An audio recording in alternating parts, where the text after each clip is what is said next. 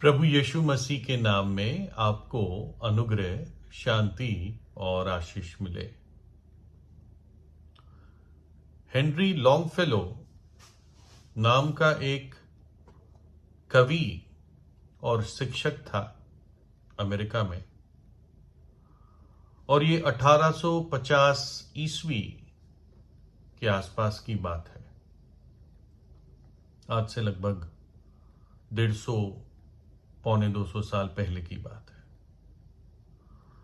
और Henry Longfellow अपने समय का बहुत मशहूर कवि था, और उसके एक दोस्त ने उसके बारे में लिखा है कि जीवन भर ये मशहूर रहा अपनी कविताओं के लिए, और कोई भी ऐसा कवि इसकी टक्कर का नहीं हुआ जो जीवन भर, यानी जब से काम शुरू किया जवानी से, और वो लोकप्रियता और उसके कविताओं की जो डिमांड थी वो जीवन भर रही आखिर तक, है ना। कुछ कवि बूढ़े हो जाते हैं, उनके पिछले कामों के लिए वो याद किए जाते हैं, लेकिन लॉन्गफेलो इस बात में फर्क था कि वो तभी भी जीवन के करीब करीब पूरे समय में अच्छी कविताएं और शिक्षा देता रहा। उसको पोएट एंड एजुकेटर करके वो जाना जाता है, और उनके कई कार्यों ने अमेरिकी चरित्र और उसकी विरासत को आकार देने में मदद की। इनको बहुत एक मशहूर कविता है, मैं जानता नहीं हूं कविता में क्या है, लेकिन उसका टाइटल है पॉल रेवर्स राइड। कोई व्यक्ति है पॉल रेवर, उसकी यात्रा के बारे में है। तो ये लॉन्गफेलो है। अब लॉन्गफेलो जैसा व्यक्ति अगर एक कागज का टुकड़ा लेता है, एक A4 साइज का कागज लेता है और उस पर एक कविता लिख देता है अपने हाथ से, तो ये कविता अगर देखा जाए तो 1 करोड़ में बिक सकती है। आज हो सकता है 10 करोड़ में बिक जाए उसके हाथ की लिखी हुई कविता, अगर नीलामी होने लगे। ये उसका टैलेंट है ना।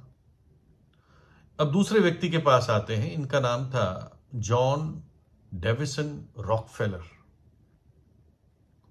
और ये भी एक अमेरिकन व्यक्ति थे, लेकिन ये एक बिजनेसमैन थे, बहुत उच्च श्रेणी के बिजनेसमैन, जिन्होंने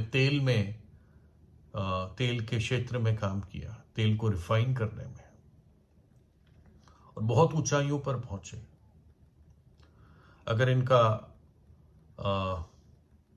जो सबसे फ्रूटफुल समय अगर कहा जाए तो शायद 1875 से लेके 1925 ईस्वी, है ना। ये भी करीब 150 साल पहले की बात है। और ये बहुत बड़े फिलैंथ्रोपिस्ट थे, यानी दानी व्यक्ति थे, चैरिटीज को देते थे। जैसे आज के दिन में बिल गेट्स फाउंडेशन है, तो उस टाइप से अपने समय में ये बहुत चैरिटीज के लिए अपना पैसा देते थे। और जैसे लॉन्गफेलो अपनी कविताओं के लिए जीवन भर लोकप्रिय रहे, वैसे ही रॉकफेलर अपने पूरे जीवन भर सबसे अमीर व्यक्ति, अमेरिकन अमीर व्यक्ति रहे। और अगर 100 साल पहले का इतिहास देखा जाए तो दुनिया के सबसे अमीर व्यक्ति रॉकफेलर रहे। जैसे आज के दिन में जेफ बेजोस है, इलॉन मस्क है, जो अपनी मेहनत से, अकल से और आईक्यू से दुनिया के सबसे अमीर व्यक्तियों में रहे। अब रॉकफेलर जैसे व्यक्ति एक कागज लेकर, या एक कागज का अगर जैसे डॉक्यूमेंट सेट लेकर, जिसको कोई अग्रीमेंट कहते हैं, वो किसी और कंपनी से, किसी और बड़े आदमी से कुछ कागजों पे अगर वो दस्तखत कर दे, तो उस कागज की जो कीमत है वो करोड़ों करोड़ों रुपए हो सकती है, हो जाती है, मिलियंस ऑफ डॉलर्स। और इसको कैपिटल कहते हैं बिजनेस में, है ना, बड़ा बिजनेस। लॉन्गफेलर की कविता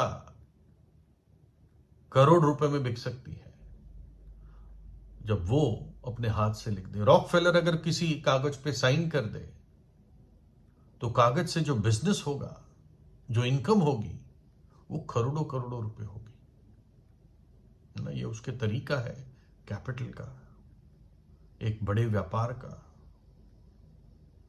वैसे ही एक स्त्री जो लेडीज ड्रेस बनाती है ना, और कोई स्त्री आती है, अपना किसी ड्रेस का ऑर्डर देती है, मुझे ऐसा ऐसा ड्रेस चाहिए, तो ये जो टेलर लेडी है, ये क्या करती है, बाजार से एक कपड़ा खरीदती है जो शायद 300 400 500 600 रुपए का हो, और ये अपनी दुकान में अपने मशीन से उसको एक सुंदर ड्रेस बनाती है, और फिर वही कपड़ा जो कुछ सैकड़ों रुपए का था, वो हजारों रुपए में बेचती है, जो उसकी कस्टमर खरीद लेती है। इसको स्किल कहते हैं। ये उसके अंदर उसके हाथों में ये स्किल है। एक जो आम व्यापारी होता है जो हम बाजार में पाते हैं, वो एक सस्ती चीज खरीदता है बड़े मार्केट से, बड़े शहर से, मानो कि 100 रुपए की कोई चीज खरीदता है, और वो किसी और जगह जो छोटी जगह है वहां पर उसी चीज को 4-5 गुना महंगा बेचता है ना। लोग चाइना से सामान खरीदते हैं और काफी महंगा बेचते हैं। इसको व्यापार कहते हैं, छोटे स्केल पे, है ना। तो एक व्यक्ति अपने स्किल के अकॉर्डिंग, अपने टैलेंट के अकॉर्डिंग, अपने गिफ्ट के अकॉर्डिंग, अपने अपने क्षेत्र में किसी चीज को लेकर उसको बड़ा कर देते हैं। लेकिन अब परमेश्वर को देखते हैं, जिसने एक क्रूस लिया, एक लकड़ी का क्रूस, और उस क्रूस पर मरने के लिए अपने पुत्र को भेजा, प्रभु यीशु मसीह, जो एक गरीब परिवार में पैदा हुआ, एक कुंवारी के जरिए पैदा हुआ, और आखिर में उस क्रूस पर हम पापियों के लिए अपनी जान दे दी। आप कहोगे, अरे मैं यहां पर बैठा हूं भारत में और वो वहां पर इजराइल में अपनी जान दे रहा है। लेकिन बाइबल बताती है परमेश्वर ने जगत से ऐसा प्रेम किया कि अपना इकलौता पुत्र दे दिया, ताकि जो कोई उस पर विश्वास करे वो नाश ना हो परंतु अनंत जीवन पाए। उस क्रूस की मृत्यु के द्वारा परमेश्वर ने पूरे जगत को अब उद्धार का ऑफर दिया है कि पश्चाताप करो, विश्वास करो और नरक के दंड से बच जाओ।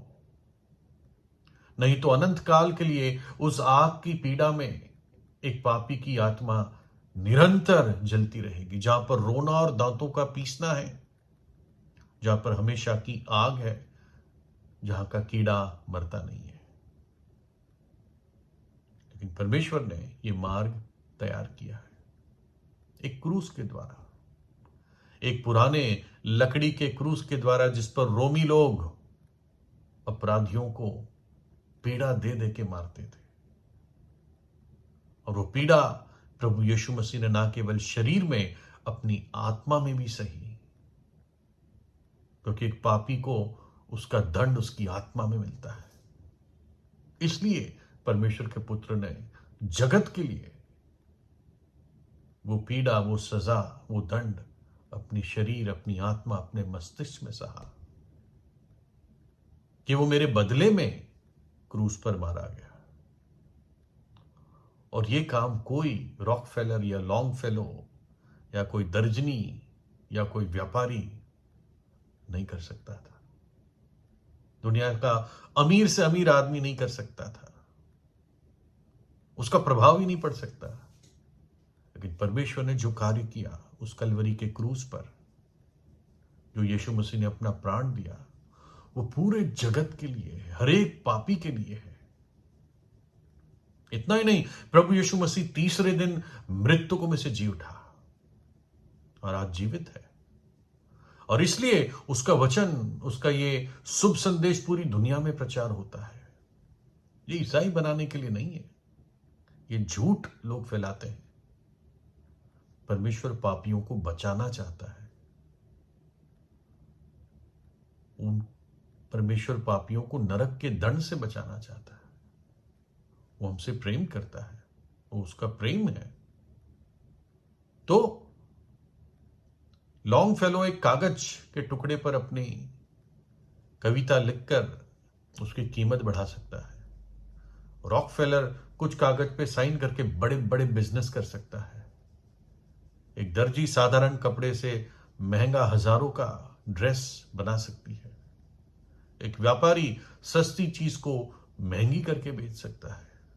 लेकिन परमेश्वर एक क्रूस को लेकर पूरे मनुष्य जाति के लिए उद्धार का मार्ग तैयार कर नहीं सकता है, कर दिया है।